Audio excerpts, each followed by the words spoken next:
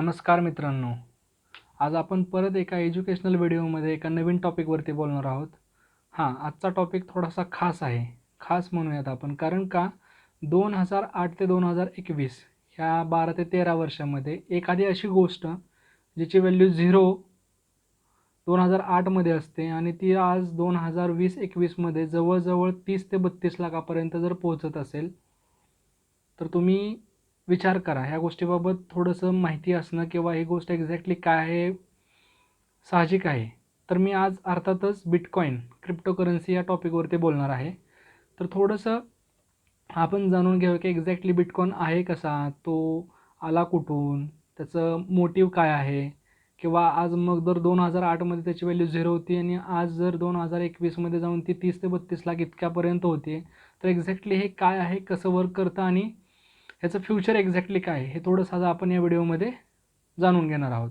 तर बघा, Satoshi Nakamoto हा एक असा व्यक्ती होता ज्याने 2008 एक पेपर पब्लिश केला होता आणि त्याच्यामध्ये त्याने सांगितलं होतं की त्याच्या ॲक्च्युली पहिल्या पेजवरती पहिल्या पॅरेग्राफमध्येच लक्षात येत होतं की त्याचं मोटिव्ह काय होतं, की ज्यावेळेस एक व्यक्ती दुसऱ्या व्यक्तीला थोडंसं काहीतरी व्यवहार होतो त्यांच्यामध्ये किंवा करन्सी एक्सचेंज होते, तर त्याच्यामध्ये थर्ड पार्टी इन्व्हॉल्व नसली पाहिजे. जसं की आज मला जर कोणाला पैसे द्यायचे असतील सेकंड पर्सनला, तर त्या थर्ड पार्टी म्हणजे आपलं गव्हर्नमेंट असेल किंवा आपली RBI असेल, ह्या कोणतरी एक थर्ड पार्टी त्याच्यामध्ये इन्क्लूड असते. तर हीच गोष्ट नसायला पाहिजे असं त्याचं म्हणणं होतं. बट त्याचं म्हणणं असं का होतं हे जाणून घ्यायला पाहिजे आपण. तर बघा, कुठल्याही कंट्रीमध्ये किंवा कुठे जरी असलं तरी एक फायनान्शियल सिस्टम जी असते, म्हणजे पैशाची देवाणघेवाण, ही फक्त आणि फक्त ट्रस्ट यावरतीच चालू शकते. कारण का, तिथे सेंट्रल गव्हर्नमेंट असेल किंवा सेंट्रल बँक असेल, जी मॉनिटर करते, जी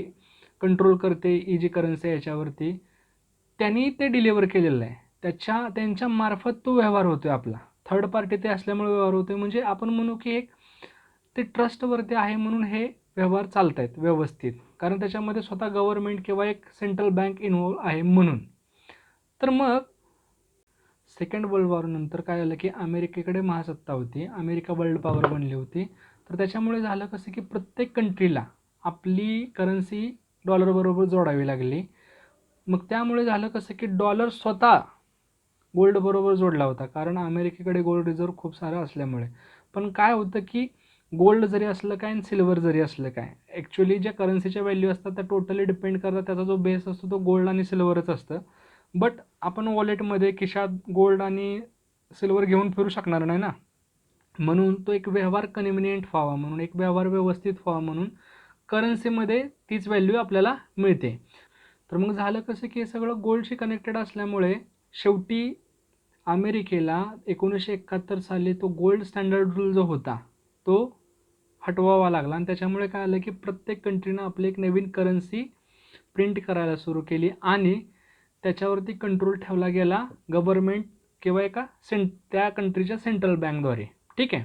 तर तुम्ही साधा एक विचार करा की गव्हर्नमेंटकडे किंवा आपल्या त्या सेंट्रल बँककडे त्या करन्सीवरती इतका कंट्रोल असू शकतो. आपली जी करन्सी आहे, आपले जे पैसे आहेत, त्याच्यावरती गव्हर्नमेंट आणि सेंट्रल बँकचा एवढा कंट्रोल असू शकतो. तर ह्याच्यामध्ये एक्झॅक्टली होतं काय ते बघूया आपण.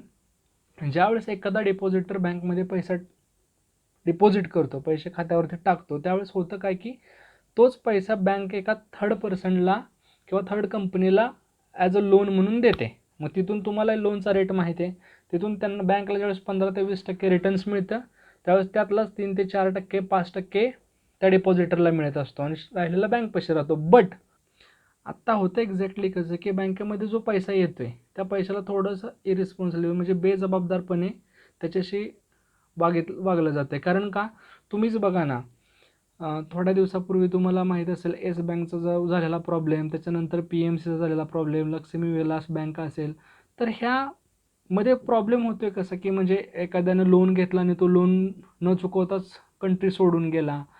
मग NPS तयार होतात, बॅड डेप्ट्स तयार होतात आणि ह्याचा जो फटका आहे तो बँकेला न बसता जो डिपॉझिट तिकडे ज्याने ठेवलं आहे, जो डिपॉझिटर आहे, जो खातेधारक आहे, त्याला तो सहन करावा लागतो. हे तर झालं बँकेचं.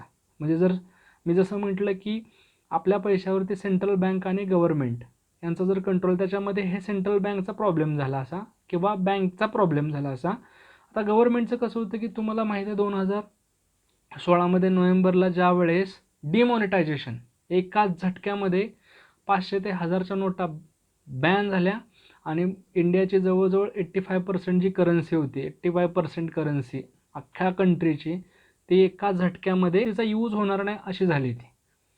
तर मग हे जे आहे थोडंसं इनसिक्युअर आहे, आपलं थोडंसं इथंही प्रॉब्लेम आहे. तर म्हणून मग तो जो व्यक्ती होता सतोशी नाकामोटो, त्याचं एमच हे होतं, त्याचं व्हिजनच हे होतं, त्याचे एक आयडियॉलॉजी जे थिंकिंग जे होतं, इमॅजिनरी थिंकिंग, ते हेच होतं की आपल्या जो पैसा आहे त्याच्यावरती गव्हर्नमेंट किंवा सेंट्रल बँकचा इतका कंट्रोल असावा का, इतकं पॉवरफुल, एवढं पॉवरफुल मॉनिटरिंग आपल्या पैशावरती, आपल्या करन्सीवरती गव्हर्नमेंट किंवा सेंट्रल बँकचं असावं का.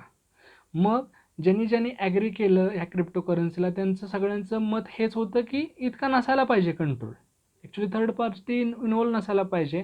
तर मग एक्झॅक्टली आपण बघूया की ही क्रिप्टो करन्सी काय असते आणि कशी वर्क करते. सतोशी नाकामोटोचा विषय काय होता की त्यांचा असं विचार होता, त्यांची अशी आयडियॉलॉजी होती की ही जी क्रिप्टो करन्सी आहे हे एक अल्टरनेटिव्ह फायनान्शियल सिस्टम म्हणून काम करेल, एक अल्टरनेटिव्ह करन्सी म्हणून काम करेल, ज्याच्यामध्ये कुणाचाही थर्ड पार्टीचा कंट्रोल नसला पाहिजे. हे टोटल सॉफ्टवेअर टेक्नॉलॉजी बेस्ड असेल, हे फक्त आणि फक्त कॉम्प्युटरद्वारेच ऑपरेट होऊ शकते, असं त्यांनी एक त्यांची थिंकिंग होती 2008च्या साली. आणि ती आज प्रॅक्टिकली तुम्हाला दिसते आणि त्याची व्हॅल्यू तुम्ही बघताय. तर बघा, ज्या वेळेस 2008 साली ग्लोबल इकॉनॉमिक क्रायसिस आला होता, 2 वेळा याबाबत आपलं बोलणं झालं आहे मागच्या दोन्ही व्हिडिओमध्ये, त्यावेळेस अख्ख्या बँका डब घायला आल्या होत्या, अख्ख्या बँका. त्यावेळेसच याचा जन्म झाला, बिटकॉईनचा किंवा क्रिप्टोकरन्सीचा जन्म झाला. आणि त्याच्यानंतर हळूहळू मग इथेरियम आलं, लिटल कॉईन आला, त्याच्यानंतर रिपल आले, हे खूप साऱ्या करन्सीज. आणि आज विचार करता 2021 इंटरनेटवरती तुम्हाला कमीत कमी 2,000 ते 2,500 क्रिप्टो करन्सीज अशा मिळून जातील. सो त्याच्यापैकी आपण जी फेमस बनलेली आहे, ट्रेंडिंगमध्ये जे आहे बिटकॉईन, यावरती आज थोडंसं आपण बोलूया. तर बघा, बिटकॉईन किंवा कुठलीही करन्सीचं ट्रेडिंग किंवा इन्व्हेस्टमेंट कशी असते. तर बघा, समजा बिटकॉईनचं आपण उदाहरण घेतलं, तर बिटकॉईनचे जेवढे अकाउंट होल्डर आहेत त्यांचं एक पब्लिक अकाउंट असतं आणि ते पब्लिक अकाउंट टोटली डिजिटल फॉर्ममध्ये असतं. आणि हे डिजिटल फॉर्ममध्ये असलेलं अकाउंट प्रत्येक सिस्टमकडे असतं, जी सिस्टम त्या क्रिप्टो एक्सचेंजचा हिस्सा आहे, प्रत्येक सिस्टममध्ये असतं. आणि मग तिथे त्या सिस्टममध्ये, प्रत्येक सिस्टममध्ये मायनर्स असतात आणि ते मायनर्स काम काय करतात, हे ट्रान्झॅक्शनचं काम करत असतात. ठीक आहे. मग हे मायनर्स ज्यावेळेस एका व्यक्तीकडून दुसऱ्या व्यक्तीकडे कॉईन्स, हे बिटकॉईन जे आहे ते शिफ्ट करायचं किंवा ट्रान्झॅक्शन करायचं, त्यावेळेस त्यांचं टोटली मॉनिटरिंग करणं हे त्यांचं काम असतं. नंबर ऑफ कॅल्क्युलेशन आणि नंबर ऑफ इक्वेशन सॉल्व केल्यानंतर हे ट्रान्झॅक्शन पॉसिबल आहे. कारण हे खूप म्हणजे खूप, प्रत्येक बिटकॉईनला एक युनिक व्हेरिएबल आहे, तो युनिक व्हेरिएबल सॉल्व करायचा, त्याच्यानंतर ते इक्वेशन सॉल्व करायचे, इक्वेशन सॉल्व झाल्यानंतर दुसऱ्या कॉम्प्युटरकडून ते कन्फर्मेशन घ्यायचं, मग ते ट्रान्झॅक्शन त्या चेनमध्ये, त्या प्रोसेसमध्ये इन्सर्ट होतं आणि मग नंतर त्याचे ब्लॉक्स बनतात. म्हणून ही जी टेक्नॉलॉजी, ही ट्रान्झॅक्शन करणारी किंवा हे बिटकॉईन किंवा हे क्रिप्टोकरन्सी चालवणारी, ह्याला ब्लॉक चेन टेक्नॉलॉजी असं बोलायचं. तर मग हे जे मायनर्स असतात त्यांना मग हे प्रूफ ऑफ वर्क, म्हणजे हे त्यांनी व्यवस्थित केलं, ह्याच्या बदल्यात त्यांना बिटकॉईन्सच ऑफर केले जातात. तर मग अशा पद्धतीने थोडंसं हे वर्किंग असतं याचं. तर आपल्याला ते वर्किंग जाणून घेण्यापेक्षा त्याची फिलॉसॉफी काय आहे, त्याचं व्हिजन काय आहे, त्याचं फ्युचर काय, याबाबत थोडीशी आपण चर्चा करूया, कारण ते खूप गरजेचं आहे. सध्या लोकांकडे 2च ऑप्शन आहेत बिटकॉईन घेऊन किंवा क्रिप्टोकरन्सीज घेऊन. एक तर काही लोक त्याला ॲज अ अल्टरनेटिव्ह करन्सी बघत आहेत किंवा काही लोक त्याला ॲज अ इन्व्हेस्टमेंट म्हणून बघत आहेत. मग इन्व्हेस्टमेंट एक्झॅक्टली कशी होऊ शकते, तर तुम्ही एक साधं एक्झाम्पल घ्या की गोल्ड आपण कसे इन्व्हेस्ट करतो. आपण काहीतरी सध्या रनिंग रेट असतो, त्याच्यामध्ये आपण काहीतरी गोल्ड घेतो आणि ते गोल्ड फक्त आपण स्टोअर करून ठेवतो आणि त्याची काही दिवसानंतर मग व्हॅल्यू वाढते, त्यावेळेस आपण ते सेलसाठी काढतो. किंवा एक इन्व्हेस्टमेंट अशी राहते की आज 2 रुपयाला घेतलेली गोष्ट तिची उद्या व्हॅल्यू 5 रुपये होऊन जाते. एक्झॅक्टली बिटकॉईनचंही तसंच आहे. बिटकॉईनसुद्धा आपण आज काही किंमत असेल त्या किमतीच्या ह्याच्यामध्ये घ्यायचं आणि त्याची डे बाय डे त्याचे ड्यू टू ट्रेडिंग किंवा डिमांड ह्याच्यामुळे काय होत जाईल, व्हॅल्यू वाढत जाईल. फक्त दोघांमध्ये फरक इतकाच आहे गोल्ड तुमच्याकडे फिजिकली अवेलेबल असतं, म्हणजे असं गोल्ड तुम्ही हातात घेऊ शकता, ते अवेलेबल असतं तुमच्याकडे. पण बिटकॉइन हा फक्त आणि फक्त जसं म्हटलं की डिजिटल फॉर्ममध्येच कॉम्प्युटरवरतीच असतो, तर तुमच्याकडे फिजिकली अवेलेबल नसतो. ठीक आहे. रिस्क आहे का? तर आहे. कशी रिस्क आहे बघा. पहिली तर गोष्ट आहे, हे आपल्याकडे फिजिकल फॉर्मॅटमध्ये अवेलेबल नाही. आपल्याकडे फिजिकली जसं गोल्ड आपल्याकडे असतं तसं आपल्याकडे हे नसणार आहे, हे डिजिटल फॉर्मॅटमध्ये असणार आहे. सेकंड थिंग, हे कॉम्प्युटर बेस्ड म्हणजे टेक्नॉलॉजी बेस्ड असल्यामुळे हॅकिंग सिक्युरिटीचा प्रश्न येतोच तिथे. त्याच्यानंतर प्रश्न आहे मनी लॉन्ड्रिंगचा. त्याच्यानंतर आहे की इंटरनेटवर अशा खूप साऱ्या करन्सीज अवेलेबल आहेत, क्रिप्टो करन्सीज अवेलेबल आहेत.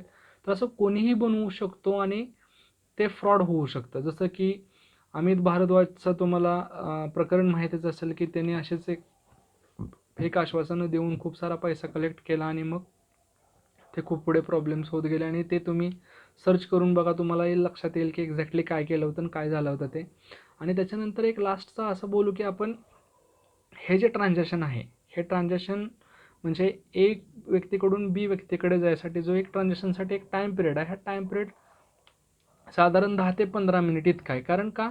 ते युनिक व्हेरिएबल शोधणं, ते इक्वेशन सॉल्व्ह करणं, मग कन्फर्मेशन करणं, मग ती एक चेनमध्ये ॲड करणं, मग ब्लॉक चेन तयार होणं आणि मग त्या सगळ्यानंतर ह्या प्रोसेसला एक 10 ते 15 मिनिट टाईम लागतो.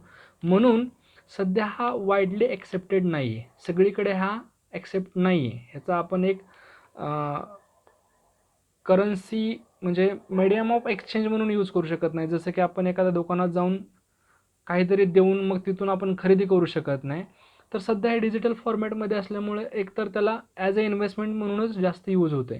तर आपण याचे फायदे एक्झॅक्टली बघूया की कसे होतात. तर पहिलं तर असं की आपण फॉरेन फंड ट्रान्सफर जे आहे ते इझिली करू शकतो. जसं की बँकांना खूप टाईमही लागत होते, 2 ते 3 दिवस लागायचे, त्याच्यानंतर चार्जेस पण खूप राहायचा. पण हे आता इथं 10 to 15 मिनिट्समध्ये होऊ शकते आणि तुम्हाला याच्यासाठी काही खर्चही करावा लागणार नाही. ठीक आहे. हा एक मस्त त्याचा बेनिफिट आहे. आणि शिवाय इन्व्हेस्टमेंट तुम्ही बघा ना, एक साधारण विचार करा ना, 2008 पासून 0 ते 2021 पर्यंत 30 ते 32 लाख जर व्हॅल्यू होत असेल, तर तो रिटर्न तुम्ही काय विचार करता, किती रिटर्न असेल तो? ॲज अ इन्व्हेस्टमेंट जबरदस्त आहे हे, पण रिस्क आहेच. तर तुम्ही म्हणाल की रिस्क आहे तर एक्झॅक्टली कसं करायचं? मग जे क्रिप्टोकरन्सीबाबतचे प्रॉब्लेम आहेत ते इतरांनाही लागू पडतात, इतरांबरोबर तेही प्रॉब्लेम आहेत. पण मग प्रश्न असा आहे की याचं फ्युचर आहे का? हो, आहे फ्युचर. कारण का? जगातील सर्वात मोठी डिजिटल पेमेंट करणारी कंपनी जी आहे पेपल, तिने आता क्रिप्टो ट्रान्झॅक्शन सुरू केलेले आहेत. त्याच्यानंतर JP मॉर्गन बँक जी होती त्यांनी अगोदर सगळ्यात मोठा दुश्मन होते इतर क्रिप्टोकरन्सीचा. हे फेक आहे, फ्रॉड आहे असं सांगायचे. ज्यावेळेस 2017ला एकदम क्रिप्टोकरन्सी म्हणजे मार्केटमध्ये एकदम ट्रेंडिंग आणि एकदम हाय लेवलला होतं. त्यावेळेस तर ह्यांचं असं होतं की हे फ्रॉड आहे, हे फेक आहे. बट आता JP मॉर्गन बँकने ज्यांना क्रिप्टो एक्सचेंजेसमध्ये इंटरेस्ट आहे अशा अकाउंट होल्डरसाठी कॉर्पोरेट अकाउंट्स ओपन केलेले आहेत. आणि मग हळूहळू असे सगळीकडे त्याचे दरवाजे ओपन होत आहेत, सगळीकडूनच त्याला ॲक्सेप्टन्स मिळत आहे. आणि इंडियाचा जर विचार केला, इंडियामध्ये RBIने प्रत्येक बँकेवरती बॅन लावला होता क्रिप्टो एक्सचेंज करण्यासाठी, म्हणजे करन्सी एक्सचेंज करण्यासाठी. बिटकॉईनवरती त्या करन्सीवरती बॅन नव्हता लावलेला, तो फक्त आणि फक्त तो जो एक्सचेंज होता बँक आणि त्या करन्सीमध्ये, त्या एक्सचेंजवरती बॅन लावला होता RBIने. बट झालं काय, मार्च 2020मध्ये हे जे क्रिप्टो एक्सचेंजेस जे लोक होते, हे जे सिस्टम चालवणारे लोक होते, ते सगळे एकत्र आले आणि त्यांनी RBIच्या अगेन्स्ट सुप्रीम कोर्टमध्ये केस दाखल केली की ज्या प्रॉब्लेम्स क्रिप्टोकरन्सीबाबत आहेत तेच प्रॉब्लेम इतर गोष्टींसोबत पण आहे. करन्सी असेल, तुमची प्रॉपर्टी असेल, बँक असेल, बँकचं सॉफ्टवेअर असेल, ह्या सगळ्या गोष्टींबरोबर तेही प्रॉब्लेम आहेत. ज्यावेळेस मग ही गोष्ट सुप्रीम कोर्टमध्ये गेली, त्यावेळेस सुप्रीम कोर्टनी RBIला सांगितलं की तुमचं जे बॅन आहे ते डिसप्रपोर्शन आहे.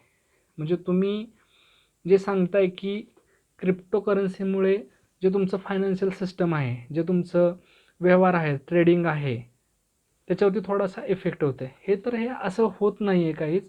आणि RBIलाही ते प्रूव्ह करता आलं नाही की क्रिप्टोकरन्सीमुळे जे त्यांचं फायनान्शियल सिस्टम आहे त्याच्यावरती काय त्याचा परिणाम होतो आहे. त्याच्यामुळे फायनली 4 मार्च 2020 साली त्यामुळे फायनली 4 मार्च 2020ला RBI ही केस हारली आणि क्रिप्टो एक्सचेंजर्स जे होते त्यांच्या बाजूने हा निकाल लागला आणि त्यावेळेसपासून हे लिगल झालं. कॉन्स्टिट्यूशनचा विचार केला तर आर्टिकल 19 नुसार प्रत्येक व्यक्तीला ट्रेडिंग करायचा, बिझनेस करायचा, एक त्याचा जो काय ऑक्युपेशन आहे तो करण्याचा एक फंडामेंटल राईट आहे, एक मूल्य अधिकार आहे, असं सुप्रीम कोर्टाने RBIला सांगितलं आणि हे टोटली लिगल असेल, ह्याच्यामुळे कुठलाही प्रॉब्लेम तुमच्या फायनान्शियल सिस्टमला होत नाही असं सांगितल्यानंतर ते लिगली झालं आपल्याकडे. तर मग हळूहळू आता लोक त्याचा as a investment, as a alternative currency असा यूज करत आहेत. तर तुम्हाला माहीत आहे कोविडचा जो पिरियड होता त्यावेळेस तर तुम्ही बघितलं आहे की इंडस्ट्रियल फंड्स, इंडस्ट्रीज, बँक सगळे बँकरप्ट होत होते, सगळे एकदम स्ट्रगल करत होते आणि क्रिप्टोकरन्सी एकच मेंबर होता की जो एकदम जबरदस्त बुलिश होता, एकदम जबरदस्त तो ट्रेंडिंग बनला होता मार्केटमध्ये. तर मग हे थोड्या दिवसात असं होऊ शकतं की एक अल्टरनेटिव्ह एक करन्सी म्हणून आपण यूज करू शकतो त्याला, किंवा ॲज अन इन्व्हेस्टमेंट म्हणून सुद्धा. आत्ता तर ते ट्रेडिंगमध्ये आहे, तर ॲज अ इन्व्हेस्टर जे आहेत त्याला इन्व्हेस्टमेंट म्हणूनच सध्या बघत आहेत. बट फ्युचर काय असं असू शकतं की ते ॲज अन अल्टरनेटिव्ह करन्सी म्हणून सुद्धा यूज होऊ शकतो. तर येणारा काळच सांगेल की एक्झॅक्टली बिटकॉईन किंवा क्रिप्टोकरन्सीज जे आहे त्याचा यूज कसा आणि कितपत आणि काय म्हणून होऊ शकतो. इन्व्हेस्टमेंटमध्येच ते फक्त राहू शकतं का ॲज अन अल्टरनेटिव्ह करन्सी, म्हणजे आपण असं की हे दर बाबा बिटकॉईन आणि 2-3 अंडे दे इतक्यापर्यंत ते होऊ शकते, हे येणारा काळच आपल्याला सांगेल. बट शुअरली इन्व्हेस्टमेंट करायला पाहिजे. रिस्क तर आहेच, पण रिस्क कुठे नाही आहे, सगळीकडेच रिस्क आहे. शेअर मार्केट असेल, म्युच्युअल फंड असेल, बँक असेल तुमची. मी जसं सांगितल्याप्रमाणे जे क्रिप्टोकरन्सीजबाबत प्रॉब्लेम्स आहेत, जेवढ्या रिस्क आहेत तेवढ्या सगळ्या रिस्क इकडे पण आहेत. त्याच्यामुळं डायव्हर्सिफिकेशन जो कन्सेप्ट तुम्हाला मी सांगितला होता, थोडंसं शेअर मार्केटमध्ये गुंतवा, थोडंसं म्युच्युअल फंडमध्ये गुंतवा, थोडंसं क्रिप्टोकरन्सीजमध्ये गुंतवा. बट जो गुंतवायचा जो पैसा आहे तो असा गुंतवा की तो गेला तरी तुम्हाला काय प्रॉब्लेम होणार नाही. म्हणजे एक कम्फर्टेबल सेविंग असतं आपलं की तितकं गेलं तरी आपल्याला काय फरक पडणार नाही. तर तो जो कम्फर्टेबल सेविंग आहे ना, तो सेविंग तुम्ही असा डिस्ट्रीब्यूट करा, असा डायव्हर्सिफाय करा आणि तुमचं नॉलेज यूज करून किंवा जे काय तुम्ही शेअर मार्केटमध्ये असाल, म्युच्युअल फंडमध्ये असाल आणि क्रिप्टोकरन्सीजमध्ये असाल, थोडंसं रिस्क मॅनेजमेंट करून ह्या सगळ्या गोष्टींचा यूज करून रिटर्न्स मिळवा, कमवा. रिस्क सगळीकडेच आहेत, बट कमवलेही पाहिजे. तर धन्यवाद मित्रांनो. आशा करतो की तुम्हाला व्हिडिओ आवडला असेल. परत पुन्हा भेटूया नवीन व्हिडिओमध्ये नवीन टॉपिकसहित.